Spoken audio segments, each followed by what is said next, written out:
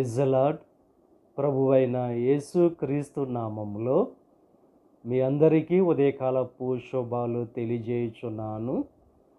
ఈరోజు దేవుడు మనకు అనుగ్రహిస్తున్న అతి శ్రేష్టమైన వాగ్దానము దానియేలు గ్రంథము 4వ అధ్యాయము 1వ వచనాన్ని చదువుకుందాము. మీకు క్షేమాభివృద్ధి కలుగును గాక. ఈరోజు స్పష్టంగా దేవుడు వాగ్దానం చేస్తున్నారు. మీకు క్షేమాభివృద్ధి కలుగుతుందని చెప్పి దేవుడు వాగ్దానం చేస్తున్నారు. దేవుని ద్వారానే క్షేమం అనేది ఉంది. దేవుని ద్వారానే అభివృద్ధి అనేది ఉంది. ఎవరైతే దేవునిలో ఉంటారో వారు బహుగా అభివృద్ధి చెందుతారు. ఈరోజు